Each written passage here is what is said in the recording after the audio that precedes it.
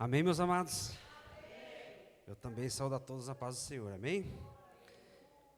E como vocês já me conhecem, eu sempre trago o meu esboço aqui.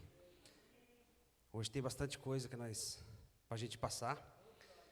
No domingo retrasado, até o Vanderlei me chamou. Ele falou, você consegue pregar quinta-feira? Mas pelo Espírito foi no retrasado. E eu falei para ele, quinta-feira eu não consigo, porque eu preciso fazer um levantamento, tal, fazer o estudo aqui.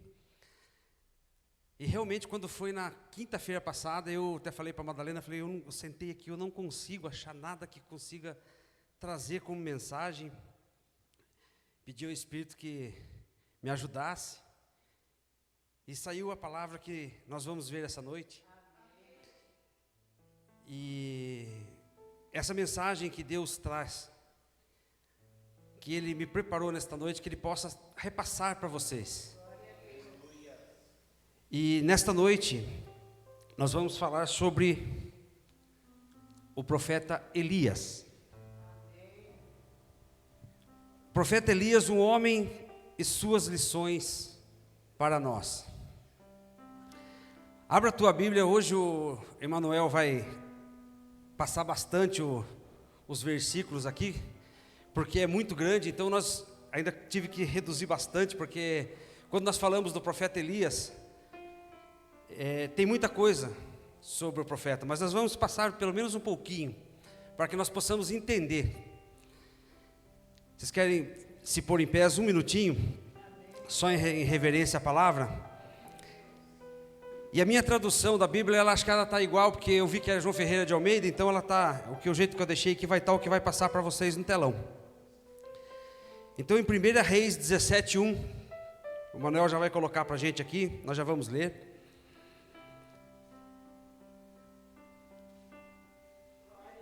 Amém. Está igualzinho. Amém, meus amados? 1 Reis 17:1, ela está escrita assim: então Elias, o tisbita, dos moradores de Gileade. Só fazendo uma pausa aqui, quando nós falamos em Gileade, cantamos aqui sobre o bálsamo. Quem não lembra da Ana Paula Valadão cantando assim: há um bálsamo em Gileade, há remédio em Gileade. Quando nós falamos em Gileade, ele é uma cidadezinha montanhosa que fica bem perto para cima do Rio Jordão. E lá eles faziam o melhor bálsamo para a cura. Lá eles tinham o melhor bálsamo para as feridas.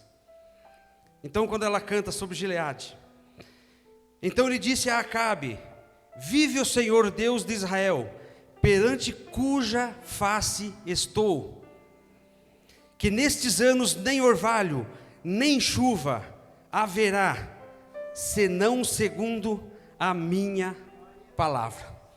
Irmão Isaías, quando eu comecei eu deparei com esse texto, eu me fiz uma pergunta: a intimidade que havia sobre Elias com Deus. A Bíblia não menciona muito sobre a vida de Elias. Elias, ele era de Tisbe, bem próximo de Gileade, um pouquinho para cima do Rio Jordão. Mas quando nós procuramos sobre a vida de Elias, nós não encontramos nada sobre a vida de Elias, para dizer assim, olha, o pai dele era assim, a família dele era assado, e nós não conseguimos saber muita coisa. Mas como nós vamos desenvolver nesta noite, nós vamos entender que havia uma intimidade de Elias com Deus. Quando eu acredito que quando Elias fala... pode sentar, meus amados, desculpa.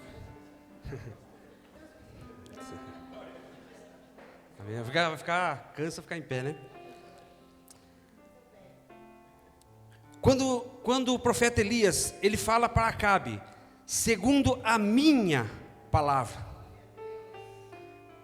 eu acredito que ele havia uma intimidade tão grande com Deus. A Bíblia fala de duas pessoas que foram arrebatadas, que elas não viram a morte. Uma delas foi Enoque.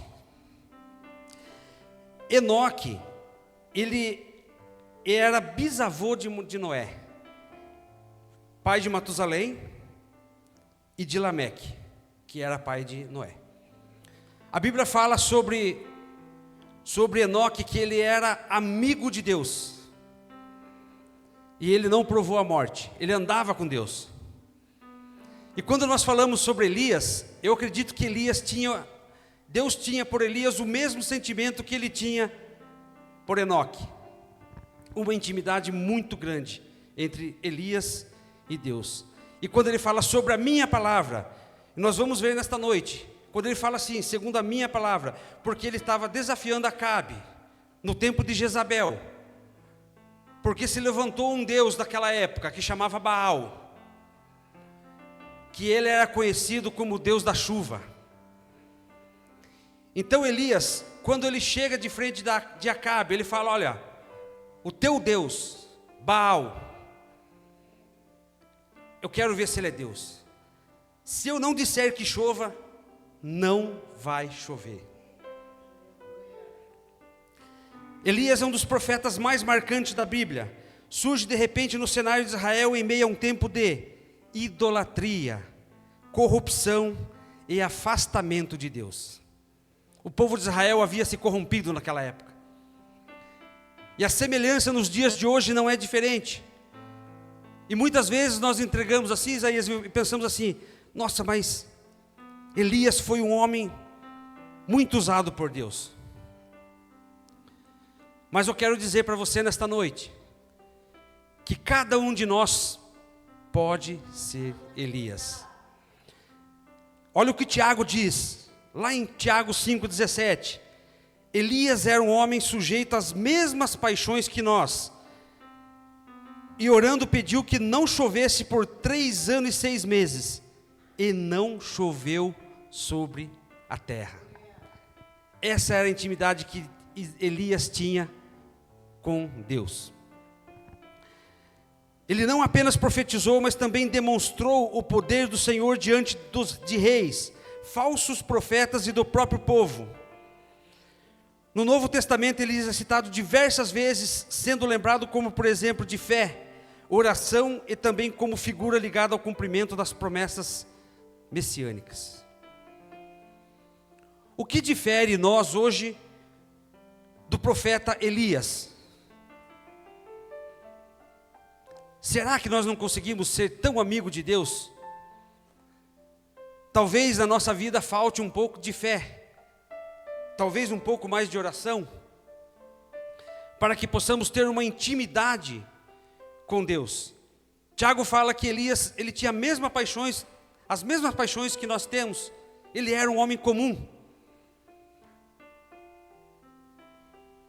Baal era o Deus da fertilidade e da chuva, Deus da agricultura.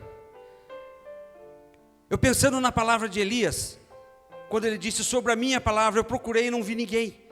Eu lembro de Pedro quando estava no barco. Quando Jesus chegou, ele fala assim, mestre, pescamos a noite toda. Jesus fala para ele, lança a rede. Pedro olha para ele e fala assim, olha, segundo a tua palavra. Pedro ainda não tinha uma intimidade tão grande com o mestre. Mas ele fala, segundo a tua palavra.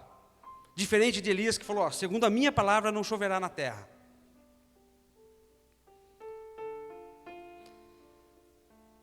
Vamos ver o versículo 2. Depois veio a palavra do Senhor dizendo, retira-te daqui e vai para o oriente, e esconde-te junto ao ribeiro de Querite, que está diante do Jordão. 4. E há de ser que beberás do ribeiro, e eu tenho ordenado aos corvos que ali te sustentem. Vou fazer uma pausa. Quando eu comecei a pesquisar, eu vi várias pessoas falando a respeito dos corvos. Alguns falam que era um povo que vivia nas regiões ali, que eram denominados corvos. Mas a mais plausível, a mais correta, é que os corvos que alimentaram Elias naquela época, eram os corvos mesmo. Deus ordenou aos corvos que alimentassem Elias. E nós vamos ver aqui que os corvos traziam pão e trazia carne, de dia e trazia de noite. E quando nós paramos para pensar, o mesmo Deus de Elias, daquele dia, 850 anos atrás, 850 anos antes do nascimento de Cristo, esse Deus não mudou. Nós estamos aqui hoje em adoração a esse Deus, o mesmo Deus de Elias, o mesmo Deus de Davi, o mesmo Deus de Salomão. Ele continua sendo Deus da mesma época. Deus ordena agora aos corvos que alimentem Elias. Imagine o poder que tem Deus. Capítulo 5, versículo 5. Foi, pois, e fez conforme a palavra do Senhor, porque foi e habitou junto ao ribeiro de Querite, que está diante do Jordão. E os corvos lhe traziam pão e carne pela manhã, como também pão e carne à noite, e bebia do ribeiro. 7. E sucedeu que, passado dias, o ribeiro secou, porque não havia chovido na terra. Lembra da palavra de Elias a Acabe? Não vai chover. Passado de dias a terra agora seca, porque não há chuva na terra. Então veio a palavra do Senhor dizendo: levanta-te e vai para Sarepta, que é de Sidom, e habita ali. Eis que eu ordenei a uma mulher viúva que te sustente. Mais uma ordem do Senhor. Elias, desce até Sarepta. Lá você vai encontrar uma viúva. Eu já ordenei a ela que te alimente. Muitas vezes nós estamos na dependência de Deus, que nós podemos nos alimentar de alguma forma. E quando nós pensamos que tudo está ruindo, Deus já deu uma ordem e nós somos abençoados. Deus sempre proveu para o seu filho.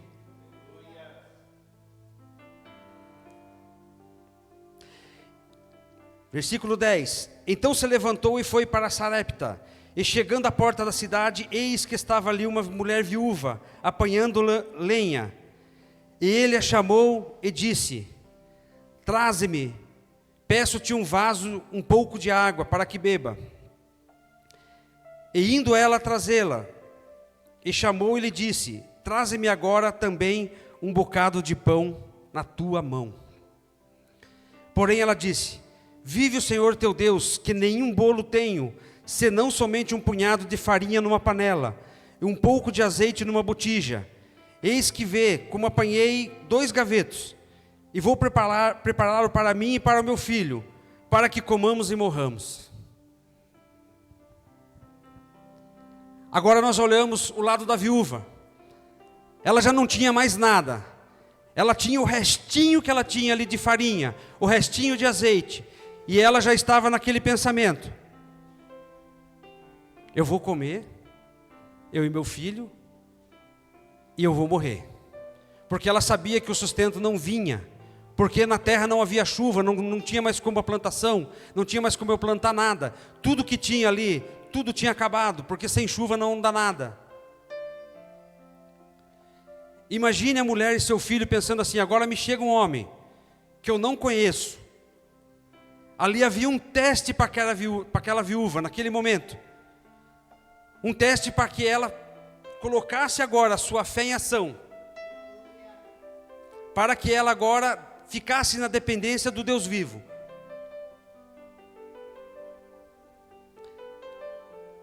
Quando nós falamos a farinha e o azeite, a farinha, ele tem o significado de pureza. O trigo da prosperidade. Muitas vezes você já viu que você foi num casamento, ou foi alguma coisa, tem aquele raminho do trigo. A simbologia do trigo, ele é de prosperidade. Da farinha, ele tem o significado da pureza. O azeite representando principalmente a presença do Espírito Santo. Unção, cura, alegria e consagração. Não é assim que nós vemos na Bíblia? Fica no azeite, esteja no azeite.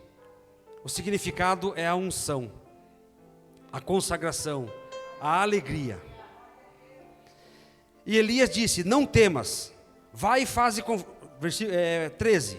Elias disse: não temas, vai e faze conforme a tua palavra, porém faze dele primeiro para mim um bolo pequeno, e traze-me aqui, depois farás para ti e para o teu filho. Imagine Isaías, ela só tinha um resto, um pouquinho. Chega agora um homem que ela nunca viu na vida, chega agora um profeta de Deus, agora é um teste. Elias, para saber se ela faria como Deus mandou, do lado dela agora eu tenho que fazer para ver se eu recebo. Talvez Deus tenha mostrado para ela: olha, virá alguém aqui e você fará assim. Mas ela não sabia quem era essa pessoa. Ela sabia que viria alguém.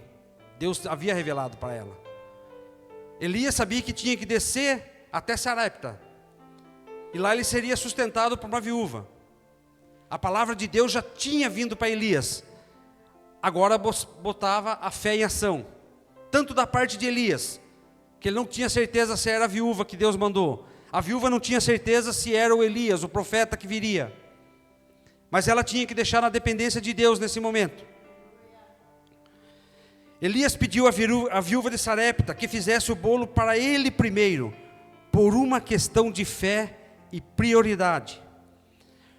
O ato de servir o profeta antes de si era o teste final para a mulher, exigindo que ela confiasse na promessa de Deus em uma situação desesperadora. Existe um momento na nossa vida, Patrícia, que nós estamos no fundo do poço. Há agora uma dependência de Deus. Nós precisamos confiar em Deus. Nós precisamos agora colocar a nossa fé em ação. Como na maioria das vezes nós falhamos. Eu preciso ficar na dependência de Deus. Mas muitas vezes o homem por si só, ele quer andar com as suas próprias pernas.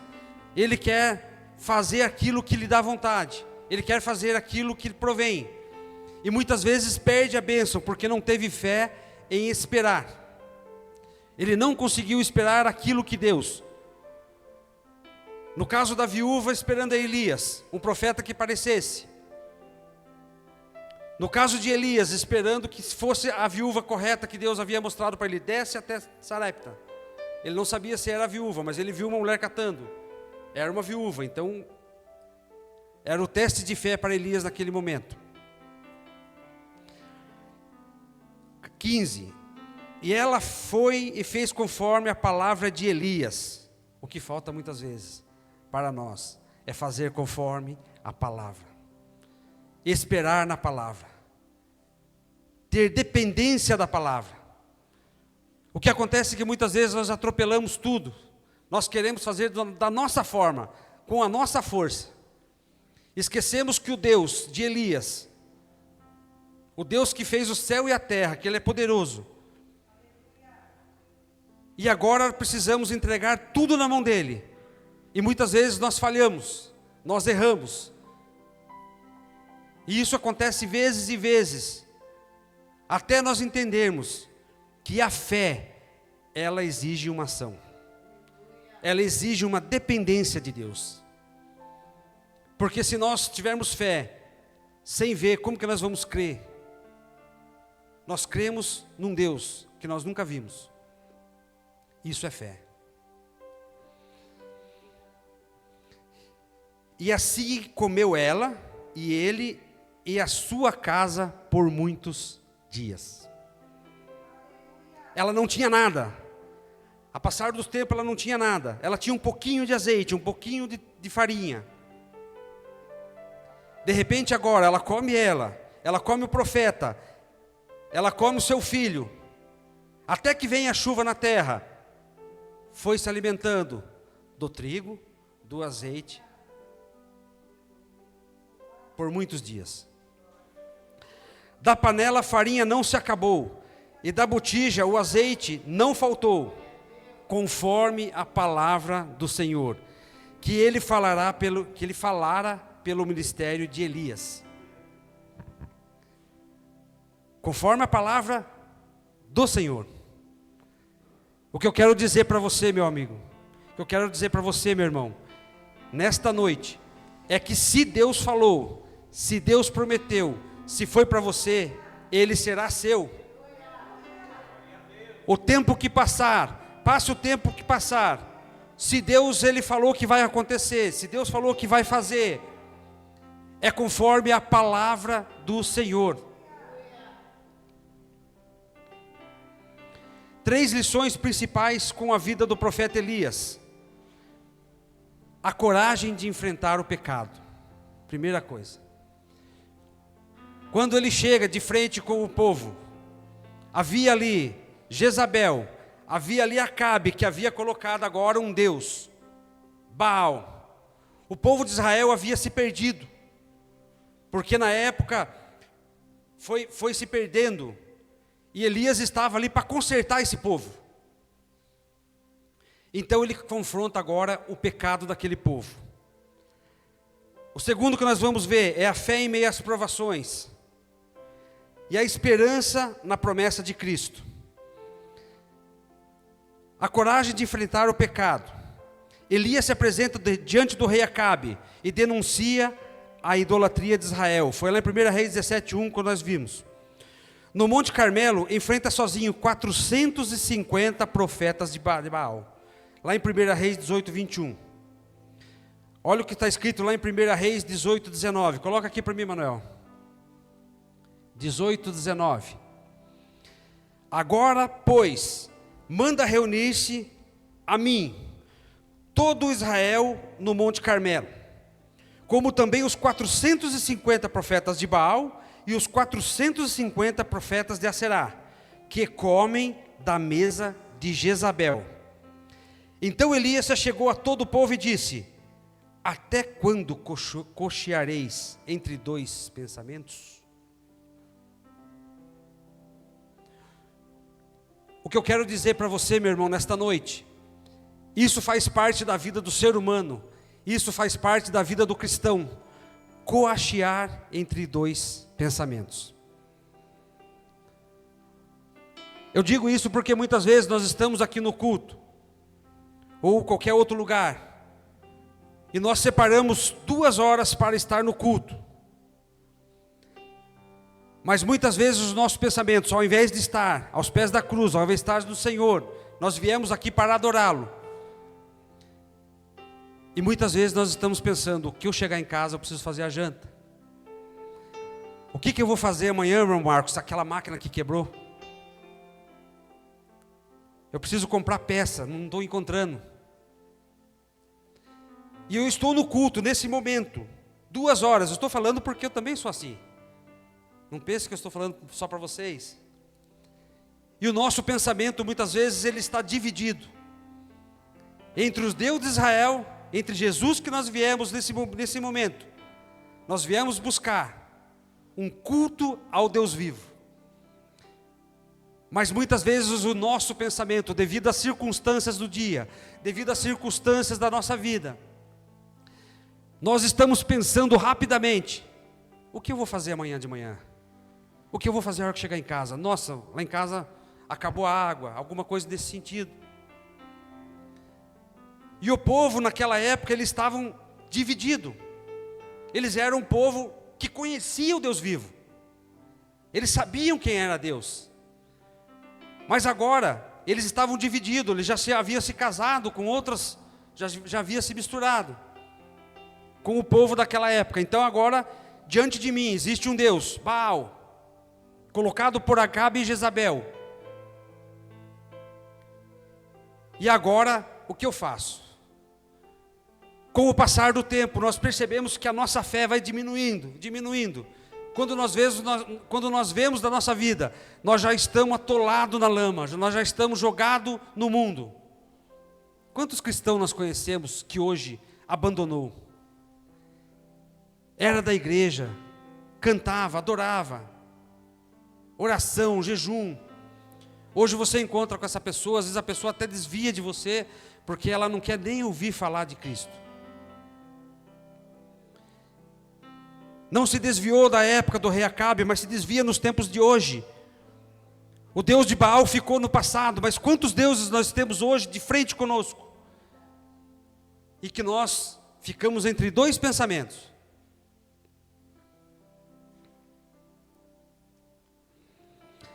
Elias fala assim: se o Senhor é Deus, seguiu. Se Baal é Deus, seguiu. Porém o povo nada lhe respondeu. O povo não tinha como responder. Ele sabia, ele conhecia o Deus de Elias. Ele sabia quem era o Deus vivo. Apesar de estar colocado agora de frente com ele, Baal, o povo sabia que o Deus de Israel era o Deus verdadeiro. E disse Elias aos profetas de Baal, no versículo 25, Manuel. E disse Elias aos profetas de Baal: escolhei para vós um dos bezerros, e preparai o primeiro, porque sois muitos, eram 450. E invocai o nome do vosso Deus, e não lhe ponhais fogo. Elias agora estava diante de um povo, 450 profetas de Baal. Escolhe para vocês um bezerro, eu vou escolher um para mim. Vocês vão fazer o seguinte: vocês vão fazer um altar, vocês vão colocar agora o bezerro, mas vocês não atenham fogo.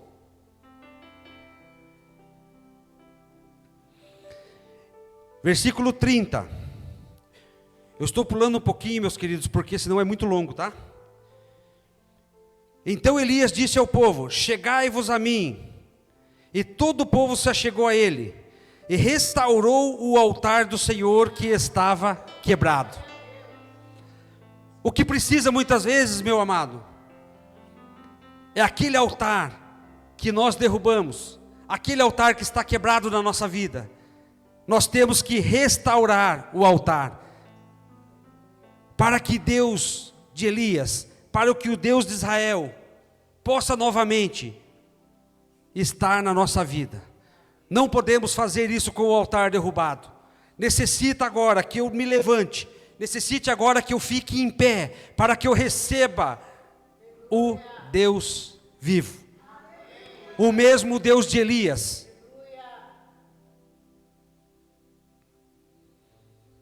Responde 37. Responde-me, Senhor, responde-me, para que este povo conheça que Tu és o Senhor Deus, e que Tu fizeste voltar o seu coração. Imagine um povo que já estava desacreditado. Elias agora tinha uma missão de fé: restaurar aquele povo, trazer aquele povo novamente, tirar da mão de Jezabel, tirar da mão de Acabe.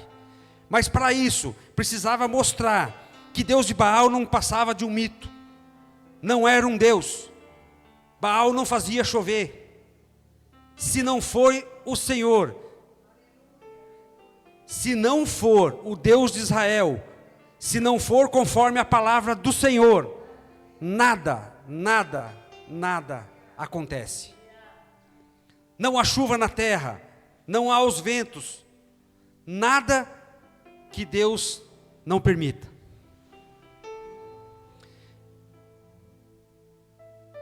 38. Então caiu fogo do Senhor, e consumiu o holocausto, e a lenha e as pedras, e o pó, e ainda lambeu a água que estava no rego.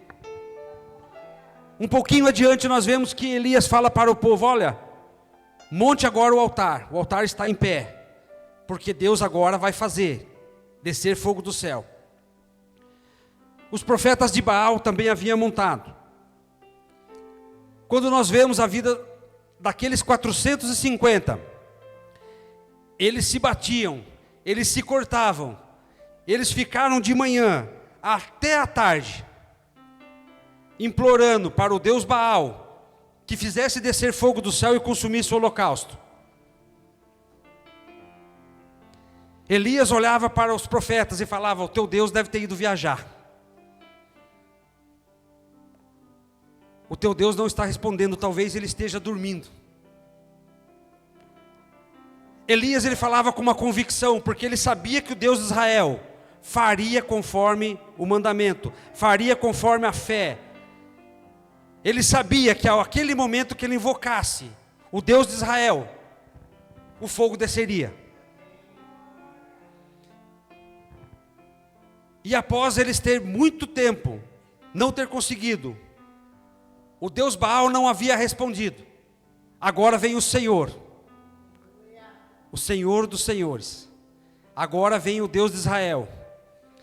Desce fogo do céu, consome todo o holocausto. 39. E que vendo todo o povo, caíram sobre os seus rostos. E disseram: só o Senhor é Deus. Só o Senhor é Deus. Precisava Deus descer fogo do céu, para que eles voltassem à antiga, para que eles voltassem a lembrar do Deus de Israel. Precisava que o fogo do céu descesse, consumisse o holocausto.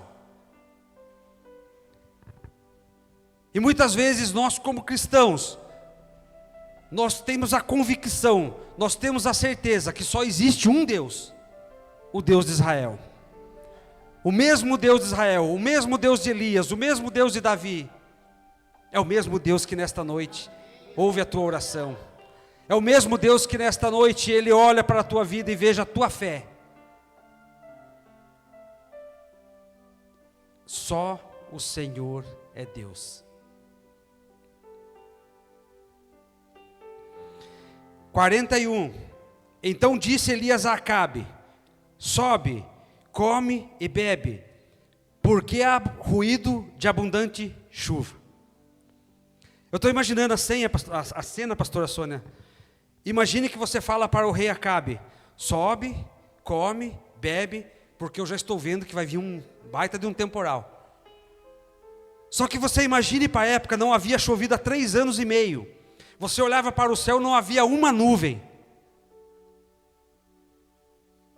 Elias já havia de fazer descer fogo do céu. Então o povo já não poderia duvidar mais que Deus de Israel estava com Elias.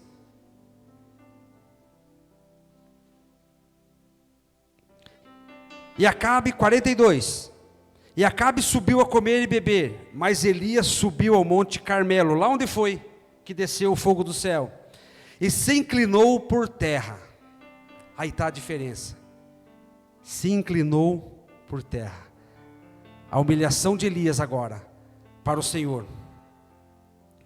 E pôs o seu rosto entre os seus joelhos. E sucedeu que a 7ª vez, quando nós vemos o número 7, a 7ª vez, o número 7 ele é representado como a perfeição de Deus. 7 vezes, 7 dias foi criada a terra. E disse: eis aqui uma pequena nuvem como a mão de homem subindo ao mar. E disse ele: sobe e dize a Acabe. Nesse momento o moço que estava com ele era Eliseu. Eliseu já estava com Elias. Sobe, avisa a Acabe: aparelha o teu carro, desce, para que a chuva não te impeça. Nesse momento ainda não havia nada. Elias olhou para o horizonte e viu uma pequena nuvem. Mas ele sabia, ele conhecia o poder do Deus vivo. Ele sabia, a fé de Elias alcançava de uma certa forma, que ele sabia que conforme a palavra que ele dissesse, Deus agiria. E sucedeu, 45. E sucedeu que entretanto, os céus se enegreceram, como as nuvens e vento, e veio uma grande chuva, e Acabe subiu ao carro e foi para Jezreel. Ele havia visto uma pequena nuvem, tamanho de uma mão de um homem. Mas ele sabia que a chuva viria. A certeza de Elias era tão grande que ele falou: Acabe, sobe lá, come e bebe, porque vai vir uma grande chuva. Há 3 anos e meio antes ele tinha falado: se não for pela minha palavra, não cairá uma gota de orvalho, não cairá chuva nessa terra. Isso foi uma afronta na época, porque o Deus Baal, ele era o Deus da chuva. E como o povo havia se corrompido, como o povo estava em pecado, Elias precisava mostrar para o povo que se não fora o Senhor dos Exércitos, não cai uma gota de orvalho e não cai chuva na terra. Quando nós pegamos o versículo 19, um pouco mais adiante, Elias pede a morte, sente o peso e a responsabilidade em levar a palavra do Deus vivo. Elias era um sujeito às mesmas paixões como nós, conforme diz lá em Tiago 5. Imagine que agora Elias está numa situação, porque Jezabel falou assim: olha, conforme os meus 450 profetas de Baal, eles foram todos passados a espada, eles foram mortos. Jezabel agora ele fala, manda uma mensagem para Elias: assim como fizeste aos profetas de Baal, amanhã eu farei com você. Eu começo a imaginar, Isaías, um homem que tinha tanta intimidade com Deus, um homem que viu o fogo descer, o homem que viu a farinha não se acabar, devido a uma ameaça agora de Jezabel. Ele vai até o monte e ele pede a morte. Elias agora, ele fica com medo e ele pede a morte. A aplicação no Novo Testamento: João Batista ele é comparado a Elias, porque também confrontou o pecado, chamando o povo ao arrependimento, lá em Mateus 11:14. Da mesma forma, nós, como os cristãos, somos chamados a ser sal e ser luz, denunciando o pecado com coragem e vivendo em santidade. Está lá em Mateus 5:13. A número 2, a fé em meio às provações. Elias confiou em Deus quando foi sustentado pelos corvos e pela viúva de Sarepta. No Monte Carmelo, ele orou e o fogo desceu do céu, mas também viveu momentos de fraqueza, quando fugiu para o deserto e pediu a morte, como eu falei agora há pouco. Isso nos ensina que, mesmo sendo humanos e falhos, podemos experimentar o poder da oração, quando confiamos em Deus. A esperança, número 3, a esperança na promessa de Cristo. Elias não morreu como os demais, mas foi levado ao céu no redemoinho, 2 Reis 2:11. Isso aponta para a vida eterna. Assim como Elias foi arrebatado, haverá um tempo, como diz Paulo lá em Tessalonicenses 4:13. Depois nós, o que ficarmos vivos, também seremos arrebatados, juntamente com o Senhor nos ares. Elias não experimentou a morte, assim como Enoque também não experimentou a morte. Deus havia para Elias um plano, que se esse plano foi escrito, ele se perdeu. Mas o que nós conhecemos do profeta Elias são essas poucas palavras. Elias não vê a morte. Ele havia uma intimidade com Deus. Ele conhecia Deus. Assim como Enoque era amigo de Deus e andava ao lado de Deus. Assim diz a Bíblia. Eu acredito também que Elias, provavelmente, ele era um amigo de Deus que andava ao lado de Deus. No Monte da Transfiguração, Elias aparece ao lado de Moisés e Jesus, representando profetas que testificaram do Messias. Lá em Mateus 17:3. Elias aponta para Cristo, a esperança final da igreja. Cristo é a nossa esperança.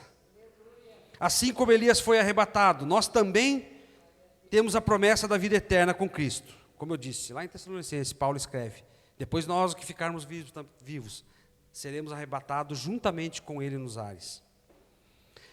A mensagem de Elias é que Deus é Senhor absoluto. Somente Ele, somente o Senhor, somente Deus de Israel, somente o Deus merece toda adoração. Esses dias eu estava vendo, acho que foi hoje, eu estava vendo um vídeo, e agora começou uma nova onda, pastora Sônia, que onde eles dizem que agora são tempos modernos. Então existe, o que está acontecendo agora entre o meio do povo, Patrícia? Existem os cristãos modernos, existem os cristãos retrógrados, os cristãos ultrapassados. Aqueles cristãos que buscam de joelho, aqueles cristãos que estão na vigília, aqueles cristãos que buscam ao Senhor em santidade, que buscam em oração, que buscam o Senhor em jejum, estão sendo considerados, está sendo implantado. Satanás coloca agora no meio do povo, assim como ele colocou lá no passado em Jezabel, daquele povo de Israel, que olha, você ser cristão, de você estar na igreja, buscar ao Senhor, isso é coisa do passado. Os cristãos verdadeiros, eles são como está escrito lá em Filipenses 4,13.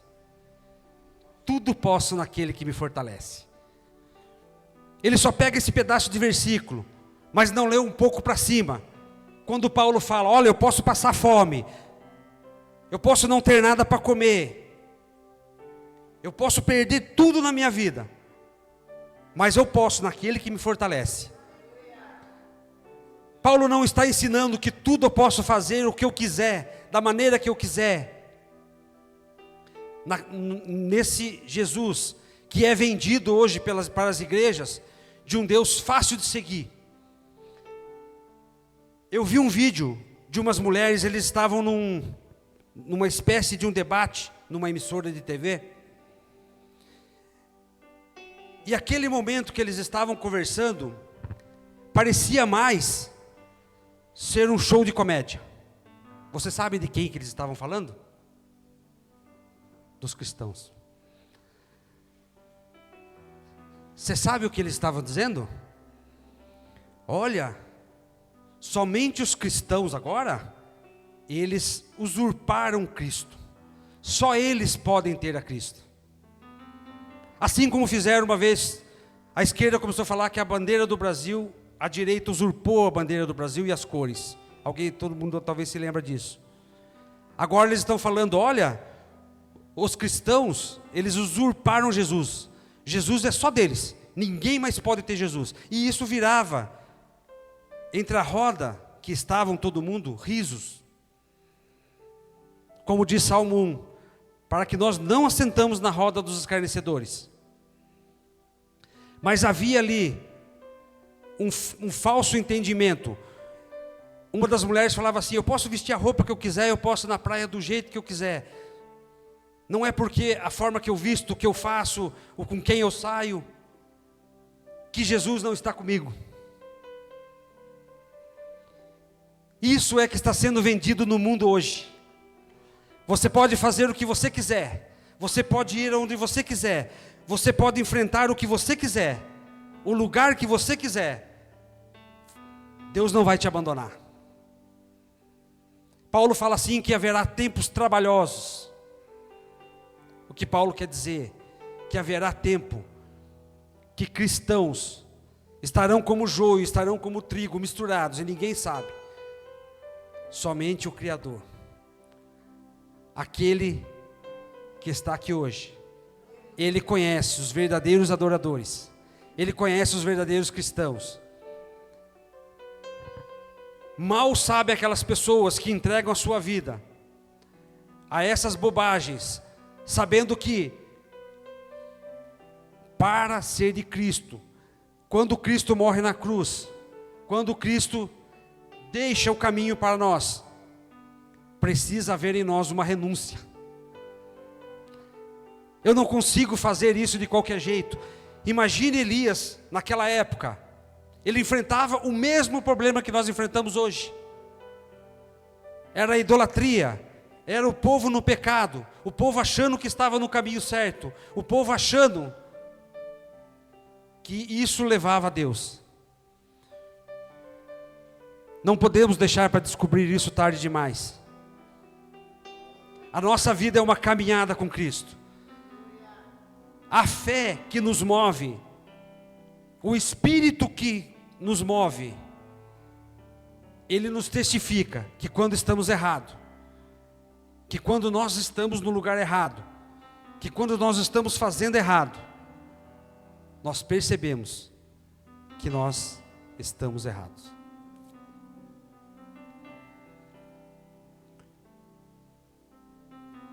Já estou terminando, viu, meu irmão?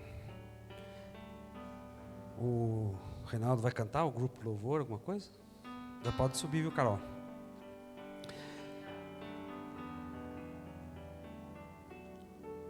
A vida de Elias, ela nos ensina algumas coisas.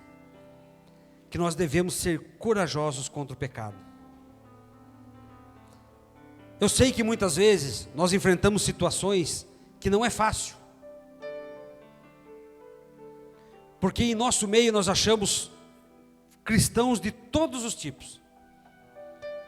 Tem os cristãos que são fortes, mas tem pessoas que não são. Tem pessoas que não conseguem ser forte contra o pecado. E muitas vezes é muito mais fácil o pecado tirarmos de dentro da igreja, do que muitas vezes nós tirarmos uma pessoa de fora e trazer para a igreja. Devemos ter fé em meio às provações, sabendo que Deus é fiel. As provações da nossa vida, ela não significa de maneira nenhuma que Deus não está nem aí conosco. Que Deus, Ele quer que nós passemos por provações, e isso não é uma verdade. Nós sabemos que as provações que nós passamos, Deus permite, até um certo ponto que Ele sabe. Mas o que falta muitas vezes em nós é a entrega, é a fé, é nós sabermos que existe um Deus, que Ele vai fazer, existe um Deus que Ele zela por nós, existe um Deus que Ele ama a sua igreja. Então o mundo pode fazer o que quiser, plantar o que quiser, o que resta para nós é firmarmos em Cristo, não darmos ouvidos a espíritos enganadores, para que nós não desviamos o nosso olhar, irmãos Isaías, para que nós não desviamos, porque é isso que o mundo quer. E esses tempos de agora, com o avanço da tecnologia, agora a inteligência artificial faz o que quiser, e muitas vezes nós estamos se apegando a coisas materiais, ou se pegando a coisas que não são de Deus. E o pior de tudo é que muitas coisas vêm disfarçado em cristianismo. Muitas coisas vêm disfarçado em cristão. Muitas coisas vêm disfarçado em palavras. Muitas coisas, ela vem disfarçado de uma certa forma, que nós achamos que é o caminho, mas nos leva à perdição. Então nós, como cristãos, nós temos que estar atento, nós temos que estar vigilante, como diz a palavra, para que nós não caiamos na tentação, para não cairmos em tentação.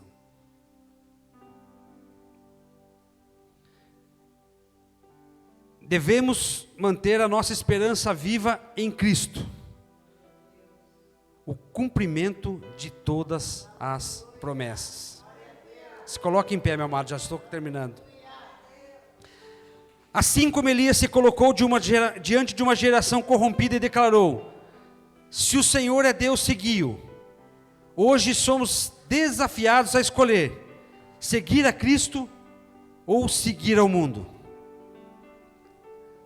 Assim como o povo disse naquela época, depois que desce fogo do céu: só o Senhor é Deus. Só o Senhor é Deus. Aplauda nesta noite a Cristo.